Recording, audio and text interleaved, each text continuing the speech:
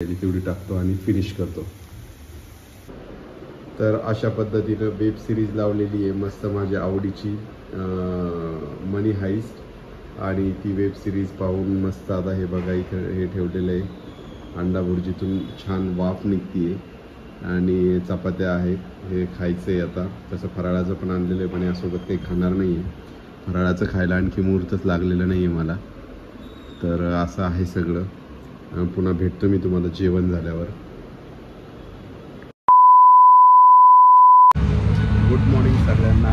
आत्ता बघा सकाळचे 6:30 झाले आणि हा बाहेरचा नजारा आहे FC कॉलेज रोडचा, FC रोडचा। तर खूप छान वातावरण आहे बाहेर आणि पाऊस नेमकाच थांबला आहे, त्यामुळं आता जरा थोडं रिलॅक्स आहे, कारण पावसानं दमछाक सुरू केली नुसती सगळीकडे, गावाकडे खूप पाऊस पडला आहे। तर सकाळ झाली आणि कामानिमित्त बाहेर पडलो आहे। तर ज्या कामासाठी आलो होतो ते काम आता करणं सुरू आहे आणि महत्त्वाचं म्हणजे आपल्याला फ्लॅट शोधायचा आहे, त्यामुळं सकाळीच बाहेर पडलो आहे। नमस्कार सर्वांना। आता पुन्हा सुरू झालं आहे आपलं काम आणि काम सुरू झालं म्हटल्यावर मला यावं लागलं दिवाळीचं। तुम्ही मागच्या व्हिडिओमध्ये पाहिलं, मी पुण्याला आलो आहे कारण मला फ्लॅट चेंज करायचा होता आणि फ्लॅट चेंज करणं खरंच सगळ्यात टफेस्ट काम आहे, कारण मला तर बिलकुल फ्लॅट चेंज करायची इच्छा नाही आहे, पण काय आहे की काम आणि प्रवास ट्रॅफिक यामुळं मी विचार करत होतो की फ्लॅट चेंज करायचा आहे, पण ते काय होत नाही आहे, सापडला नाही अजूनही चांगला फ्लॅट। आता 2 दिवस बाकी आहे, नाहीतर मग हा महिना मला वाढवावा लागणार आहे, कारण काय आहे की मनासारखं भेटल्याशिवाय तर आपण घेऊ शकत नाही, कारण सगळंच सेटल करायचे, स्टुडिओचंही राहायचंही सगळंच करायचं आहे, त्यामुळं तर मग आता हे सगळं असं झालं आहे। आणि आजही मी फ्लॅट पाहिले, काही पण आवडले नाही आहे, एरिया पण चेंज करतो आहे मी थोडा, आणखी थोडं दूर जायचा विचार करतो आहे, कारण इकडं विश्रांतवाडी इकडं फार रेंट आहे, चांगला जर फ्लॅट घ्यायचा असेल तर ते तर बघणं सुरूच आहे। आणि आता संध्याकाळी आता म्हटलं काहीतरी बनवावं, कारण काल घरून आणलेलं होतं बाजरीची भाकरी आणि हे आणलेलं होतं घरूनच, तर मस्त बाजरीची भाकरी गरम करून ह्याच्यासोबत खाल्ली, दूध मस्त। मला लहानपणापासून बाजरीची भाकरी दुधासोबत, गरम दुधासोबत चुरून खायला खूप आवडती, तर त्या पद्धतीनं मग तसंच केलं होतं, काल काही बनवलं नाही आणि आज म्हटलं काहीतरी बनवावं, तर मग आज आता अंडा भुर्जी बनवतोय। तर अंडा भुर्जीसाठी अंडेही आणले आत्ताच जस्ट आणि भुर्जी बनवायला घेतली आहे। तर त्यासाठी जे साहित्य लागते, कारण सगळं साहित्य जे आहे सगळं अस्ताव्यस्त आहे, गावाकडून आल्यावर काय करणं, मला रूम काही आवरणं झाली नाही, तुम्हाला दाखवतो मी काय काय बनवत होतं।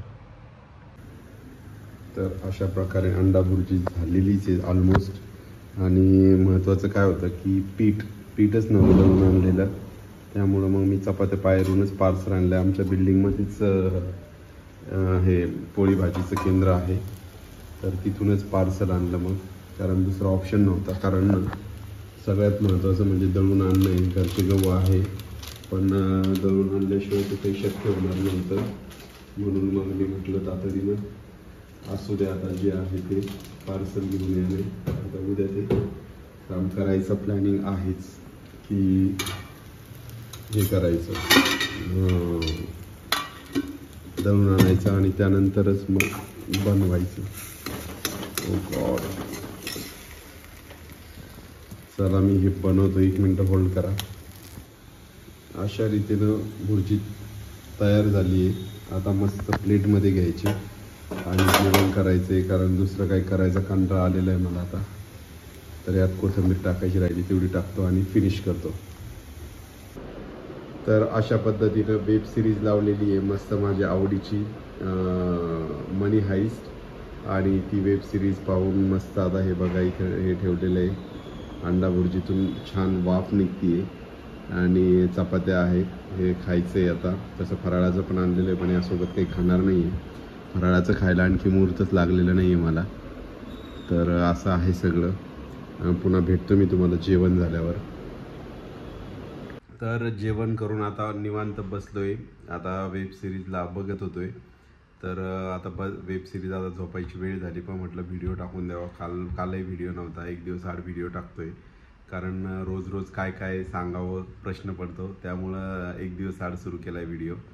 तर दिवाळी येऊन आलो आहे, पण खूप बोर होतं आहे घरी. कारण काय होतं की घरी सगळ्या दोन्ही बहिणी आल्या होत्या माझ्या, मावशी पण येऊन गेली, आणि सगळं घरी खूप मस्त एन्जॉय झालं यावेळेस दिवाळीला. म्हणजे आपली दर दिवाळी ना काहीतरी आनंदाची होती, तर तसं वाढत वाढतच जातोय आनंद. यापूर्वीच्या दिवाळी सगळ्या चांगल्याच झाल्या, पण या वर्षीची दिवाळी आणखी छान झाली. कारण मागच्या दिवाळीच्या वेळेस काय झालं होतं की दुकान होतं, आणि दुकानामुळं काय होतं की आम्ही सगळे 12 वाजेपर्यंत दुकानातच असायचो दिवाळीच्या दिवशी सुद्धा. मी असेल, सुदर्शन असेल, ओम असेल, रामा असेल, सगळेच आम्ही, सोनू असेल, सगळे दुकानात 12 वाजेपर्यंत थांबायचो, कारण कस्टमरच तेवढे असायचे. पण यावर्षी काय झालं की दिवाळीला काही दुकान नव्हतं, आणि सगळे आपापल्या घरी होते दिवाळी एन्जॉय करायला. मी पण घरी होतो, सगळेच घरी होतो, त्यामुळं खूप मजा आली. आणि दिवाळीनंतर पण मामाच्या घरी जाऊन आलो मी. नंतर सगळे घरी पण आले, बहिणी पण आल्या, आणि भाऊबीज पण झाली मस्त सगळं, आणि गप्पा टप्पा भरपूर झाल्या. तर हे सगळं एन्जॉय झालं या दिवाळीत, त्यामुळं मस्त दिवाळी गेली. हाय होप तुमची पण दिवाळी खूप छान गेली असेल, कारण दिवाळी म्हटलं की खूप आनंदाचे क्षण असतात, आणि एक गेट टुगेदरच असतं दिवाळी म्हणजे. सगळे एकत्र येतात, गावातले असेल, गावातले कुठं बाहेर सर्व्हिसला असतील, कुठं नोकरीनिमित्त बाहेरगावी गेलेले असतील, तर ती दिवाळी म्हटलं की सगळे घरी येतात. कारण दिवाळी आपल्याकडे घरी साजरी करण्याचाच एक, घरी येऊनच साजरं केला जातो. आणि विशेष म्हणजे आमच्या आजीला फार ओढ लागली होती दिवाळी महालक्ष्म्या घरीच असाव्या, पुण्यात असताना. आता तिकडे गेल्या तर तिकडे जरा रिलॅक्स झाल्या, पण खरंच आहे मागच्या काही दिवसापासून आजी खूप चिडचिड करायला लागल्या, त्यांच्यात खूप बदल झाला आहे पुण्याहून तिकडे गेल्यापासून. म्हणजे खूप छोट्या छोट्या गोष्टीहून रागवायला लागल्या, तर ते जरा हे होतं. पण आता कसं आहे, वय वाढतं वय, तर ते आम्ही पण लक्षात घेतोय की आजी म्हणजे ज्या पद्धतीने वागायला, जशी सानू तशीच आजी झाली आहे असं वाटायला लागलं मला तर आता. कारण फार त्या म्हणजे वेगळ्याच वागायला लागल्यात आता, आणि त्यांना म्हणून काही फायदा नाही. कारण काय होतं की वय झालं की आपल्या मेंदूवरचं थोडंफार नियंत्रण कमी जास्त होतं, किंवा मूड स्विंग्स होऊ शकतात, त्यामुळं पण असं होतं. तर ते एक होतं. पण मग दिवाळीत खूप छान साजरी केली, त्या पण आनंदी होत्या, कारण त्यांना पण सगळे आले की खूप आनंद होतो. पण नेमकं काय आहे की सगळे आले की त्या काही ना काही राग काढून शांत बसत असतात. काही जरी घडलं की ते एकदम चिडतात आणि कोणाशीच बोलत नाही, आणि सगळे चालले की मग त्यांना खूप कसतरी होतं. किंवा कोणी आलं नसलं, किंवा काही सण वगैरे असेल तर फोन करून सांगतात, तू कधी येते, कधी येणार आहे, ये आता भेटून जाय, असं सांगतात. आणि तिथे गेल्यानंतर त्या काय करतात, त्यांना काहीतरी खटकलं, कोणाचं काही पटलं नाही की मग त्या इतक्या रागवतात आणि मग कुणाशीच बोलत नाही. तर तो त्यांचा पॅटर्न मागच्या अनेक वर्षापासून सुरू आहे.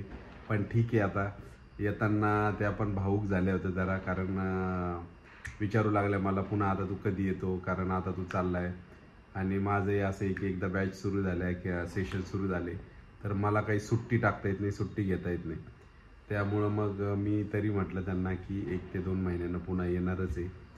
तर असं झालं. आणि निघताना सानू पण खूप मागं लागली होती, रडू लागली खूप. कारण मी जायच्या आधीपासून ती सारखं एकच म्हणत होती, आम्हाला पुण्याला जायचं, सगळ्यांना सांगायची. पण तिला माहीतच नाही की आपण इकडेच राहायला आलेलो आहे आता म्हणून. तर त्यात मी निघालो की खूप रडायला आलं तिला. आणि घरी गेल्यावर पण सारखी मोठे पप्पा गेले, मोठे पप्पा गेले, मला जायचं होतं. तर सारखं तेच बोलू लागले, आईनं मला सांगितलं फोनवर. तर असं एकदम एकंदरीत दिवाळी झाली, खूप छान साजरी झाली, सेलिब्रेट झाली. आणि तुम्हाला सांगितल्यानुसार की फ्लॅट बघणं तर सुरूच आहे, आणि जर नाहीच मिळालं तर हा कंटिन्यू करावा लागणार आहे मला, कारण त्याशिवाय काही ऑप्शन नाही. कारण सामान खूप झालं आहे माझ्याकडं, आणि ते शिफ्ट करायचं म्हटलं तर खूप अवघड आहे. तर मी तसं तर सुदर्शनला आणि ओमला म्हटलं, तुम्ही पुण्याला चला एकदा, म्हणजे मग माझं शिफ्टिंगला पण त्यांची मदत होईल, आणि इथले काही कामं बाकी त्यांचे ते पण होतील. पण त्यांचं काय अजून निश्चित नाही आहे. आणि त्या दिवशी रात्री खूप उशीर लागला, कारण रस्ता खूप खराब झालेला आहे. कोणी जर तिकडून जे पुण्याला येत असेल तर आपला वेळ ॲडजस्ट करून या, कारण खूप रस्ता खराब आहे.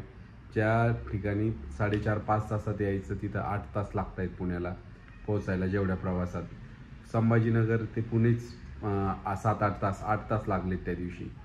तर हे वास्तविक 4-4.5 तासाचं अंतर आहे, पण एवढा वेळ लागला फक्त रस्ता खराब असल्यामुळं. तर असं सगळं आहे. आणि आत्ता एक कमेंट आली होती की दादा तुम्ही लग्नाचं सांगणार होते. हो, लग्नाचं आहे प्रोसेसमध्ये, आता प्रोसेस सुरू होईल त्याची.